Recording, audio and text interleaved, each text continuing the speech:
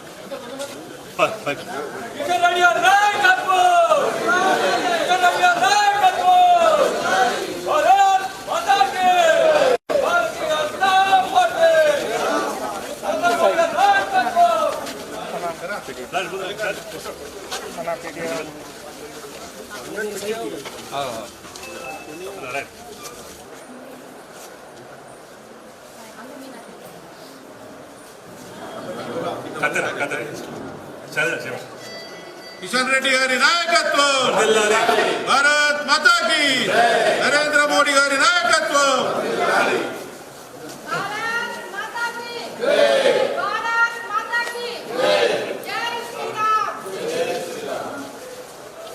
దేశంలోని అత్యంత వేగవంతంగా అభివృద్ధి చెందుతున్నటువంటి నగరము మన హైదరాబాద్ నగరం.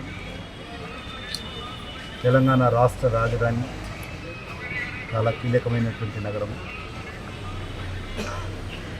ఈ యొక్క నగరంలో మౌలిక వసతుల కల్పన కోసం అందరం కూడా కలిసికట్టుగా కృషి చేయాల్సిన అవసరం ఉంది. హైదరాబాద్ నగరానికి పెద్ద ఎత్తున స్థానికంగా రెవెన్యూ వస్తున్నప్పటికీ కూడా కేటాయింపుల్లో పూర్తి స్థాయిలో మరి న్యాయం జరగడం లేదు. ముఖ్యమంత్రి గారిని కోరుతా ఉన్నాను, హైదరాబాద్ నగరానికి కేటాయింపులు పెంచాల్సినటువంటి అవసరం ఉంది. ముఖ్యంగా హైటెక్ సిటీ లేక మాదాపూర్, కొండాపూర్ గురించి కాకుండా నిజమైనటువంటి బస్తీలు ఏవైతున్నాయో, పాత బస్తీలు ఏవైతున్నాయో అక్కడ మౌలిక వసతులు కల్పించాల్సినటువంటి అవసరం ఉంది.